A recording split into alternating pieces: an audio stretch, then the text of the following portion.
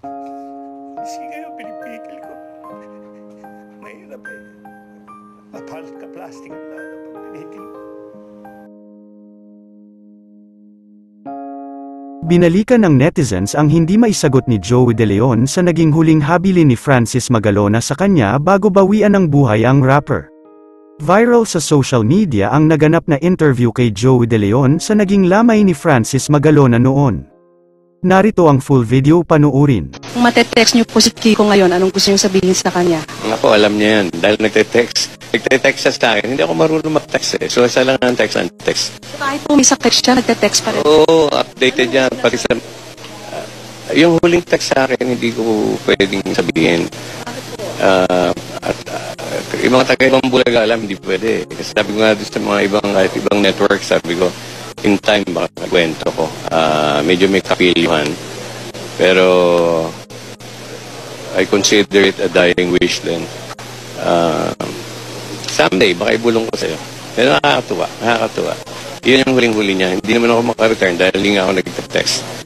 Pero updated yan kahit sa chismis. Kung gusto niyong sagutin po siya, ano gusto niyong sabihin sa kanya? Oo, susundin ko. Kung ano naman po yun? Susundin ko. Sana balang araw malaman po Ano na. yan, mas very thoughtful yung si Kiko eh. Kahit may sakit nga, nagugulat kami. Pag may nangyari, mga intriga, pati nga yung mga damit ng babae, minsan pinapansin niya. Ganun yan, parang part pa rin. Siguro kailangan to be attached to the show. Araw-araw. Siguro ganun ginagawa niya. Yun nga ang number one believe ako dyan eh. Napakatapang ng tao. Maraming salamat po, Mr. Joey De Leon, sa panahon na ibinigay niyo po sa saksi. Thank you very much. Mrs. Salamat po. At sana balang araw, ikwento niyo naman sa amin yung message na binigay sa inyo ni Francis. Siguro after the first death anniversary. Baka Sige po. medyo controversial. Thank you po. Maraming Madaming nagsasabi na kaya hindi mabanggit ni Joey De Leon ang huling habilin ni Francis M dahil controversial ito. Nakakutob ang netizens na patungkol ito kay Abigail at ang anak sa labas ng rapper na si Gail Francesca.